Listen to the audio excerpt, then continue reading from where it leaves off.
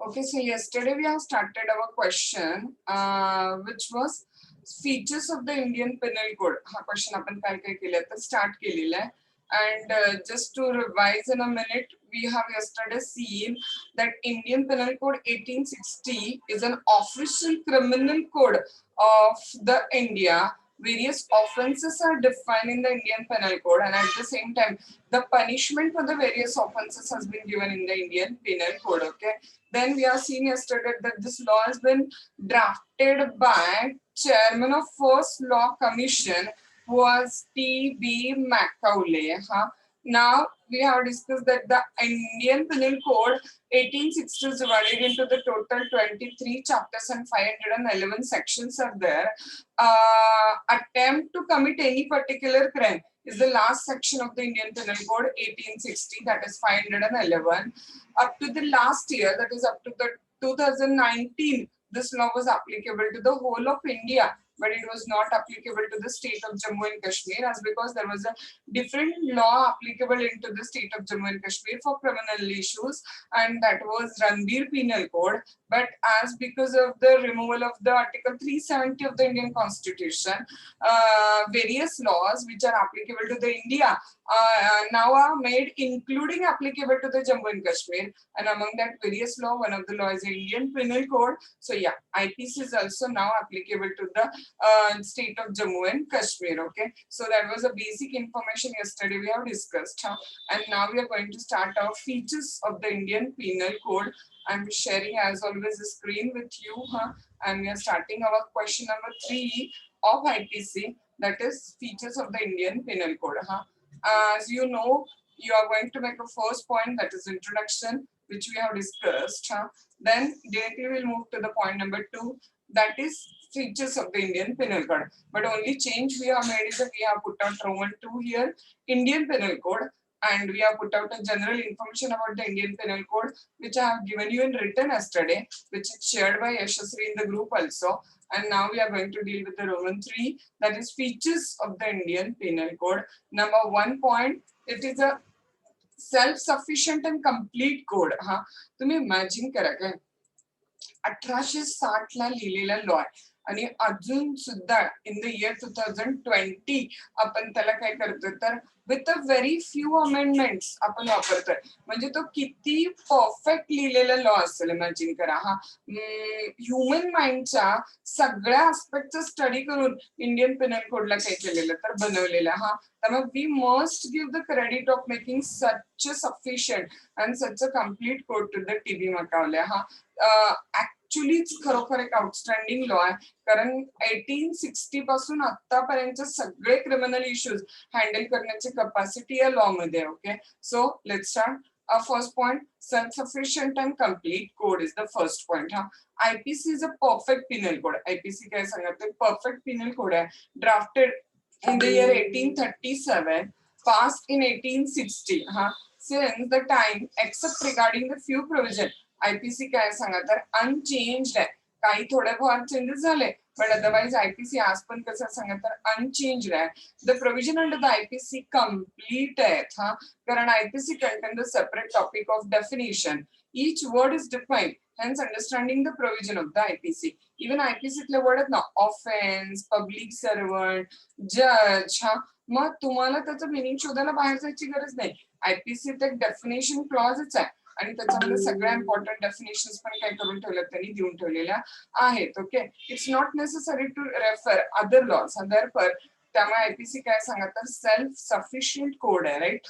The definition of the word dishonestly, थेफ्टची definition, knowingly under murder, म्हणजे प्रत्येक क्राईमच्या मागचा मेंटल एलिमेंटचा अर्थ सुद्धा एक्सप्लेन केलेला आहे, की चोरी कशी होईल डिसऑनेस्टली, मर्डर कसा होईल नोईंगली, मग नोईंगली म्हणजे काय, मग डिसऑनेस्टली म्हणजे काय, हे सगळे वर्ड्स पण खूप व्यवस्थित डिफाईन केलेले आहेत. So IPC is a self sufficient code, right. Number 2 point काय करायचं सांगा तर इंट्रा आणि एक्स्ट्रा टेरिटोरियल ऑपरेशन.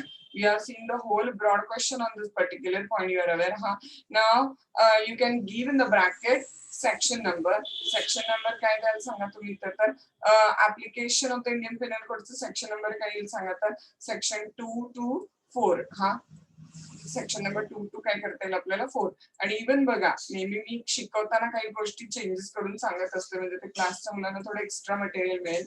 आपण काय करू शकतो सांगा तर 2 नंबर आधी हा application of the Indian penal code हा असं म्हणून तो जो आपण पॉइंट डिस्कस केला की नाही की before 2019 it was applicable to the whole of India except Jammu Kashmir but now it is applicable including Jammu Kashmir. ते एक्सप्लेनेशन देऊ शकता तुम्ही. त्यात एक वाढीव पॉइंट पण होईल application of the Indian penal code into bracket section 1 आणि ते एक्सप्लेनेशन द्यायचं की previously it was applicable to the whole of India except Jammu Kashmir, but now it is applicable to the whole of India, including state of Jammu and Kashmir. Okay. आणि मग याला point number काय करता येईल सांगा तर आपल्याला 3. Then intra आणि एक्स्ट्रा टेरिटोरियल ऑपरेशन सेक्शन से छान उत्तरल्या म्हणजे मार्क्स तुम्हाला भरपूर मिळतील तिथं. ओके. नाव सेक्शन किती आहे ना सांगा तर 2 टू प्लस 4 सेक्शन 2 टू 4 2 3 आणि 4 हे 3 सेक्शन कशाचे सांगा तर इंट्रा आणि extra territorial operation. You are well aware any crime which is committed within the territory of India, IPC is going to be applicable there. Okay. And even the crime is committed on the river, on the seas within 12 nautical mile belt, again IPC is going to be applicable. That is inter-territorial jurisdiction. And extra-territorial jurisdiction, if offense is committed over the ship or aircraft registered in India, even though it is outside India, IPC is going to be applicable under extra-territorial jurisdiction. Or any person commits a crime and flee away to India and he is found in India, he will be tried according to the IPC. That is also considered as the extra-territorial jurisdiction of the IPC. Okay, let's see. The second important feature of the IPC is applicability. IPC is applicable throughout the territory of India. Now this is cut. Note सगळेजण जागृत ठेवा. This is applicable to the territory of India, including state of Jammu and Kashmir. Okay, its territory includes the maritime belt. Now you all are aware how much is the measurement of the maritime belt? 12 nautical miles from the territorial sea water. Okay, hence if the offense is committed in that area by any person, IPC can will सांगा तर applicable. Okay, so if the offense is committed outside India also, sometimes still applicable आहे. कोण सांगा तर IPC provided offender हा Indian पाहिजे किंवा मग offense is committed on the ship or aircraft जे इंडियन registered असेल. देन बघा तुम्हाला मेन्स रिया म्हणजे सांगितलेलं मी की कुठल्याही व्यक्तीला एखाद्या क्राईम साठी लायबल करायचं असेल तर मेन्स रिया आणि ऍक्टस रियस दोन्ही असणं आवश्यक आहे. मेन्स रिया म्हणजे काय सांगा तर रॉंगफुल ऍक्ट, रॉंगफुल माइंड आणि ऍक्टस रियस म्हणजे काय सांगा तर रॉंगफुल ऍक्ट म्हणजे त्या व्यक्तीनं रॉंगफुल ऍक्ट प्लस रॉंगफुल माइंड न क्राईम केलेलं असेल तरच काय होईल सांगा तर तो व्यक्ती लायबल होईल. पण ना पूर्वी ज्या वेळेला आयपीसी वेल डेव्हलप्ड नव्हतं त्यावेळेला मग जनरल मेन्स रिया म्हणजे गिल्टी माइंड ऍप्लिकेबल व्हायचं. पण आता जनरल मेन्स रिया ऍप्लिकेबल होत नाही. कारण सांगा कारण आयपीसीच्या प्रत्येक सेक्शन मध्ये आता आपल्याला मेन्स रियाचा कुठला पार्ट पाहिजे. लाईक आताच आपण डिस्कस केलं की थेफ्ट हॅज बीन कमिटेड कसं सांगा तर डिसऑनेस्टली किंवा murder has been committed knowingly किंवा चीटिंग मध्ये पण काय होईल सांगा तर विथ डिसऑनेस्ट इंटेन्शन. म्हणजे कुठल्या क्राईम मध्ये कुठला मेंटल एलिमेंट पाहिजे हे काय केलेलं सांगा तर क्लॅरिफाय केलेलं आहे तिथं. ओके. बघा त्यामुळे जे जनरल मेन्स रियाचा डॉक्टरीन आहे ना ते आता आयपीसी ला ऍप्लिकेबल होत नाही. कारण प्रत्येक स्पेसिफिक क्राईमला कुठला स्पेसिफिक मेंटल एलिमेंट रिक्वायर्ड आहे ते आयपीसी ने क्लॅरिफाय केलेलं आहे. Okay. English general doctrine of mens rea not applicable to the IPC. According to that doctrine to constitute crime काय पाहिजे सांगा मेन्स रिया आणि actus reus both are necessary. Though this is true in general the doctrine of mens rea is not accepted because IPC काय सांगतात substantive code आहे wherein all the definitions are specific, well defined. सगळ्या definitions कशात सांगतात well defined आहे. What kind of mental element is required for a particular offense is specifically stated under the code. कुठल्या क्राईमला कुठला mental element पाहिजे ते त्या क्राईम मध्ये स्पेसिफाईड केलेलं आहे. ओके. नाउ ना here I just given an example की बाबा theft can be committed only with the dishonest intention. After completion of your IPC जर स्टडी तुमचा झाल्यानंतर तुम्हाला सेक्शन नंबर 5 असतील राईट. मग तुम्ही त्यावेळेला काय करा सांगा तर एखादं एक्झाम्पल घेताना विथ सेक्शन नंबर एक्झाम्पल द्या. म्हणजे अजून तुम्हाला मार्क्स काय होतात, तर जर थिरॉटिकल पेपर असेल तर तुमचे मार्क्स रेज होतील. से फॉर एक्झाम्पल काय घेतील, तर under section 300 of the Indian penal code हा the mental element required to prove the murder committed by person काय असेल सांगा, तर he has done the act knowingly. त्यानं ते ऍक्ट कसं केलेलं आहे, तर जाणीवपूर्वक केलेलं आहे. त्यामुळे असं कुठलंही जे तुम्हाला लक्षात राहिलेलं असेल त्या क्राईमच्या सेक्शन नंबर सहित मेंटल एलिमेंट काय करा तर टाका, म्हणजे तुम्हाला आणखीन मार्क्स चांगले मिळतील. ओके, नाव देन नेक्स्ट वन बघा, आयपीसी खाली एक जनरल एक्सेप्शनचं प्रॉपर काय सांगा, तर चॅप्टरच आहे हा. सो नेक्स्ट वन बघा, इट रेकग्नाइज जनरल एक्सेप्शन. हा, remember when I told you the syllabus, we have seen our unit number 3. एक लाईनचा युनिट नंबर 3 आहे, general exceptions under the IPC. पण सेक्शन नंबर 76 पासून 106 पर्यंत सेक्शन्स करतात सगळे जनरल एक्सेप्शन्स आहेत. आठवतात ना जनरल एक्सेप्शन काय सांगितलेलं, ऍक्ट ऑफ चाइल्ड म्हणजे बिलो 7 इयरच्या व्यक्तीने क्राईम कमिट केले म्हणून तो लायबल नाही आहे. हा, नंतर ऍक्ट ऑफ अनसाउंड माइंड. हा, that is say for example की वेडा व्यक्ती आहे त्यामुळे तो काय करतोय त्याला कळत नाहीये, एक्सेप्शन घेतलं जाऊ शकतं. ऍक्ट ऑफ इंटॉक्सिकेटेड पर्सन म्हणजे ड्रिंक किंवा ड्रग्ज वगैरे कमिट घेतल्यामुळं तो सेन्सेस त्याचे काही नाही आहेत, तर जागरूक नाही आहेत. So he is not understanding what he is doing and what is not doing. हा, so again he is not liable. त्यामुळे जनरल एक्सेप्शनचं चॅप्टरच सेपरेट काय केलेलं आहे तर आयपीसी खाली केलेलं आहे. काय केलं सांगा इथं, तर सेक्शन नंबर देऊन ठेवा. हा, परत वेगळं मटेरियल आपलं थोडंसं एक स्वतःची आयडेंटिटी, नोट्स आपल्याच आहेत, प्लस आपण ऍडिशनल क्लासच्या मुलांसाठी काय करतो म्हणजे मार्क्स थोडे आपले वेगळे रेज होतात. इट रेकग्नाइज जनरल एक्सेप्शन आहे ना, तर separate chapter on the general exception आणि इंटू ब्रॅकेट काय टाकून द्यायचं सांगा, तर section number 76 to 106 section number काय करायचं तर टाकून द्यायचं तिथं. हा, लेट्स स्टार्ट बघा, IPC punishes all the person who have committed an offense under it. But there are a certain situation or category of person who are exempted from the criminal liability. Okay, there is a separate provision governing the general exception, like mistake of fact, right of private defence, जे काय केलं ते मी स्वतःच्या बचावापोटी केलं, involuntary intoxication, act of the child etcetera. हा, पण बघा तुम्ही त्या जनरल एक्सेप्शन मध्ये पडता हे काय करायला लागेल सांगा, तर कोर्टात प्रूफ करावं लागेल. हा, however a person who take the defense must prove how his case is covered under the general exception. त्याची केस जनरल एक्सेप्शन मध्ये कशी कव्हर होते ते तुम्हाला काय करायला पाहिजे सांगा, तर प्रूव्ह करायला पाहिजे. ओके, देन बघा, आयपीसी मध्ये प्रत्येक क्राईमच्या खाली त्या क्राईमची पनिशमेंट तर दिलीच आहे. हा, पण पनिशमेंटचे नेमके टाइप्स काय आहेत याच्यासाठी एक वेगळा चॅप्टर केलेला आहे. राईट, त्यामुळे special provision for the punishment. Section 53 to 75 deal with the provision of the punishment. It recognizes the punishment of fashi, death, imprisonment, jail, forfeiture of property, propertyची जप्ती, दंड, fine. Provision are also there for the imprisonment in default of the fine. आणि शिवाय त्या offence खाली पण काय केलेलं सांगा, तर पनिशमेंट प्रिस्क्राईब केलेल्या आहेत. Besides this, every offense is made punishable with a certain type of a punishment for which there are a special punishment sections.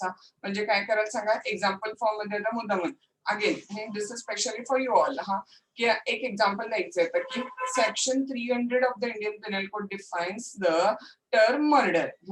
Pen notebook alert ठेवता, section 300 of the Indian penal code defines the term murder and section 302 of the Indian Penal Code gives the punishment of the murder. मर्डरची शिक्षा लगेच कुठल्या section मध्ये दिली सांगा, तर 302 section मध्ये मर्डरची punishment दिलेली आहे तिथं. So just go for that way की बाबा सेक्शन नंबर ऑफ डेफिनेशन आणि लगेच त्याच्यामध्ये काय तर पनिशमेंट आहे. मी तुम्हाला मर्डर एक्झाम्पल दिलं, तुम्हाला कुठलाही अभ्यास पूर्ण झाल्यानंतर ज्या क्राईमचे सेक्शन पाठ झालेले असेल ते कुठलेही सेक्शन नंबर काय करू शकतात तर टाकू शकता. हा, त्याच्यानंतर बघा, did you all remember I have told you about common intention. तुम्हाला एक पोलीस ज्यावेळेला FIR वगैरे दाखल करून घेतात त्यावेळेला समजा एक तिघांनी मिळून मर्डर केलेला आहे, लक्षात आलं. पण आता स्टोरी कशी आहे बघा, तिघांनी मिळून मर्डर केला आहे एका F नावाच्या व्यक्तीचा, से फॉर एक्झाम्पल आता F टाकलेस म्हणून तिथं. पण स्टोरी कशी होती बघा, की ह्या तिघांनी मिळून मर्डरचा काय केलं सांगा, तर प्लॅन केला. मर्डरचा प्लॅन कोण केला, तिघांनी मिळून केला. हा, त्याच्यानंतर 3 पीपल आहेत ABC. त्या A न मर्डर साठी रिक्वायर्ड सगळं जे काय त्यांना प्रिपरेशन रिक्वायर्ड होतं ते केलं. हा, B was looking over the police and all that etcetera. हा, आणि सी ने ऍक्च्युली जाऊन मर्डर काय केलं तर इम्प्लिमेंट केलं, आणि ई ला काय केलं तर मारलं तिथं, त्या एफ ला मारलं, सॉरी. हा, मग आता ऑन स्पॉट पकडला गेला फक्त कोण सांगा? ऑन स्पॉट पकडला गेला फक्त हा सी. हा, तर मग लायबल फक्त सी आहे काय तिथं? तर नाही. इक्वली कन्स्ट्रक्टिव्ह लायबिलिटी टाकतो आयपीसी. म्हणजे इक्वल लायबिलिटी कोणाची सांगा? ए ची, बी ची, सी ची. जरी क्राईम प्रत्यक्ष इम्प्लिमेंट केलेला सी ना, तरी कन्स्ट्रक्टिव्ह लायबिलिटी म्हणजे लॉ प्रिझ्युम करतो, कन्स्ट्रक्ट करतो म्हणजे प्रिझ्युम करतो की क्राईम तिघांनी प्री अरेंज्ड प्लॅन अंडर केलेला ना, त्यामुळं जरी इम्प्लिमेंट सीने केलेला असला तर इक्वल लायबिलिटी ए ची पण आहे, इक्वल लायबिलिटी बी ची पण आहे. आणि this liability is called as a constructive liability. मग ज्या वेळेला ह्या गुन्ह्याची FIR फ्रेम होईल की नाही, किंवा चार्ज शीट वगैरे तयार होईल कोर्टामध्ये, हा, त्यावेळेला कसं लिहिलं जाईल सांगा? तर ह्यांच्यावरती सेक्शन नंबर कुठले लागतील? क्राईमचा सेक्शन कुठला आहे? मर्डरचा 300. हा, मर्डरची पनिशमेंट कुठल्या सेक्शन खाली आहे? 302. त्यामुळे 300, 302 R/W म्हणजे रीड विथ. हा, रीड विथ किती सेक्शन पडेल सांगा? 34. कारण यांचं काय सांगा, हा क्राईम करताना तर कॉमन इंटेन्शन आहे. त्यामुळे ती FIR फ्रेम होताना 300, 302 रीड विथ 34 असं काय होईल तर पडेल तिथं. हा, there are certain provision under IPC which deal with the group liability. It means there are certain offense which can be committed within several person together regarding such offense recognize कुठली liability सांगा तर constructive liability of one person for the act of another. जरी जाऊन murder C न implement केला तरी त्या सीच्या ऍक्टसाठी ए आणि बी पण इक्वली लायबल आहेत. हा, provision dealing with the common intention, unlawful assembly, abetment म्हणजे गुन्हा करायला उकसवणं, कॉन्स्पिरसी म्हणजे गुन्ह्याची कट कारस्थान रचतात की नाही ते. हा, by virtue of this provision one person can be constructively held liable for the act of another. या सगळ्या एक्झाम्पल मध्ये काय होईल सांगा तर एक व्यक्तीने जरी रॉंग केलेला तर लायबिलिटी काय असतं सांगा तर सगळे जे त्या प्लॅन मध्ये इन्व्हॉल्ड असतात त्यांच्या सगळ्यांची इक्वल लायबिलिटी कन्सिडर केली जाते. हा, नंतर बघा काही क्राईम गव्हर्नमेंटच्या अगेन्स्ट होत असतात काय, तर IPC मध्ये एक सेपरेट चॅप्टरच आहे.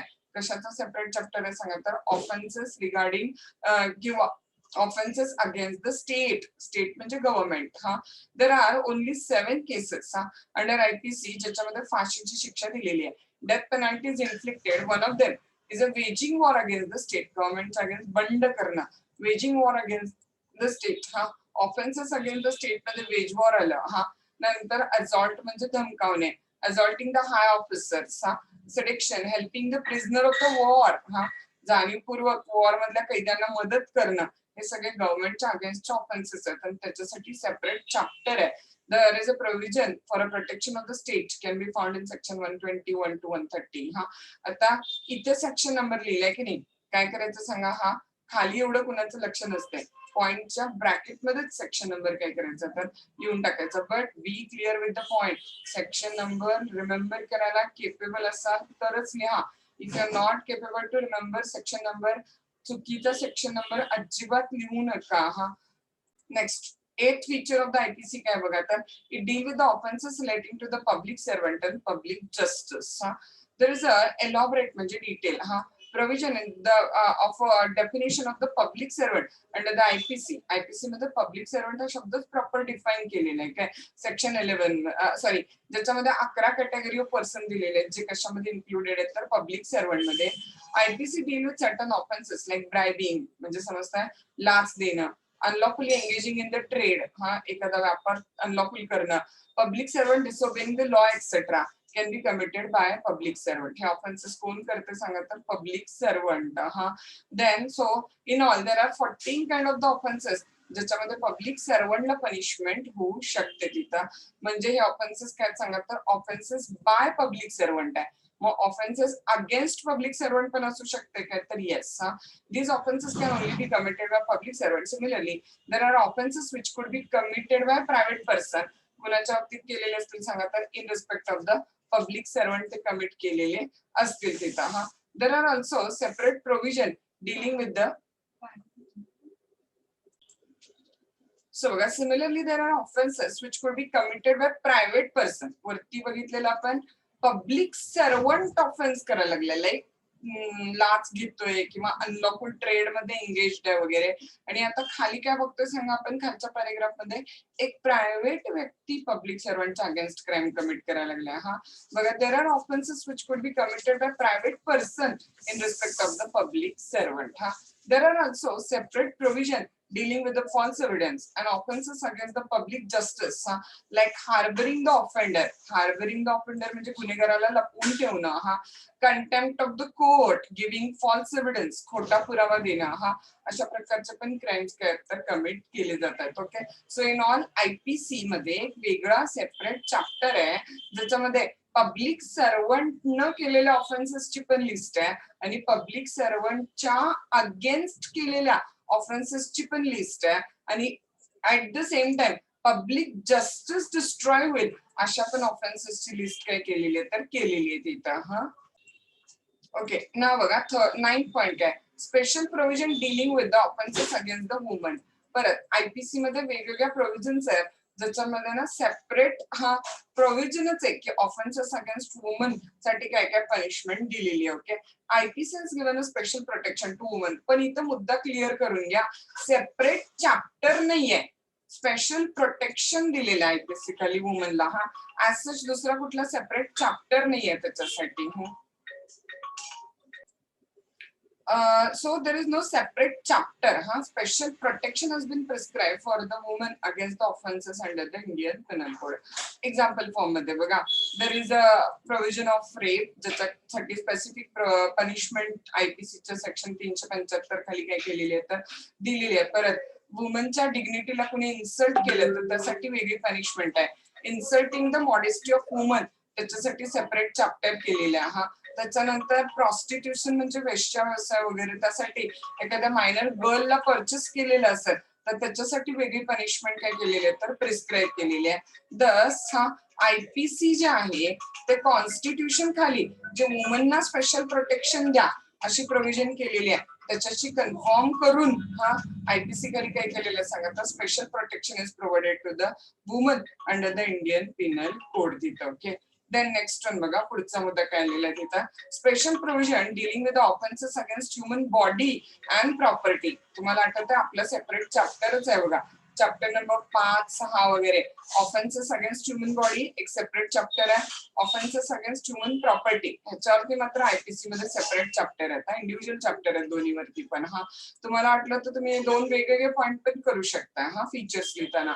The offences like murder, culpable homicide, hurt, kidnapping, हा these all are offenses against कशाच्या अगेन्स्ट सांगा तर ह्युमन बॉडीच्या अगेन्स्ट. हा तर त्याच्या अपोजिट साइडला चोरी, रॉबरी, डकैती. हा the offences like theft, extortion, robbery हे ऑफेन्सेस अफेक्टिंग काय सांगा तर प्रॉपर्टी आहे तिथं. हा बघा, IPC deal differently and specifically with these offenses. Similarly, it contain the provision of the weight and measure, खोटं वजन माप करतात की नाही त्याच्या गुन्ह्यासाठी वेगळ्या प्रोव्हिजन आहेत.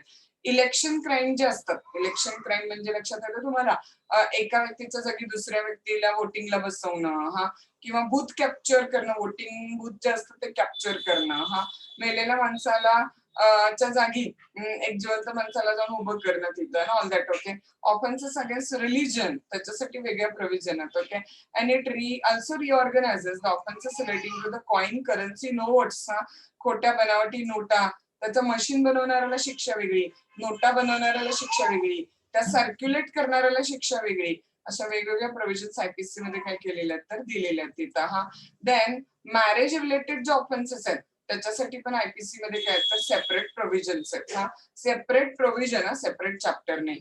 IPC also protected the Holy matrimonial tie, आपले जे मॅरेज टाईज आहेत, बंधन आहेत, त्याला IPC ने प्रोटेक्ट केलेलं आहे.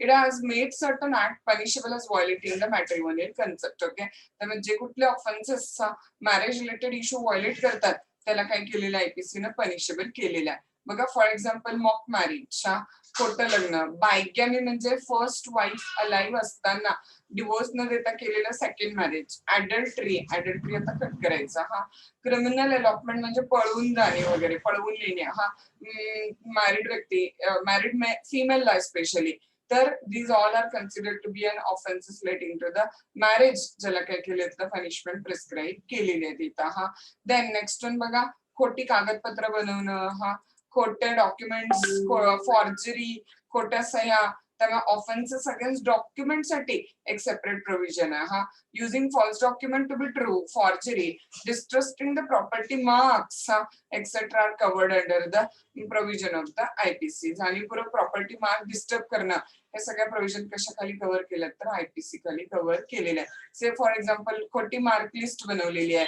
खोटं कास्ट सर्टिफिकेट बनवलेलं आहे, तर हे ऑफेन्सेस अगेन्स्ट काय होतील सांगा तर डॉक्युमेंट मध्ये जातील तिथं. हा देन नेक्स्ट वन बघा, नेक्स्ट पॉइंट आहे ती डिफॉर्मेशन आहे. डिफॉर्मेशन म्हणजे काय सांगा तर बदनामी. हा आयपीसी मध्ये परत हा very important provision has been given for the defamation. हा डिफॉर्मेशन हा टॉर्ट पण आहे लक्षात घ्या, आणि डिफॉर्मेशन हा क्राईम पण आहे तिथं. IPC also protect the human reputation.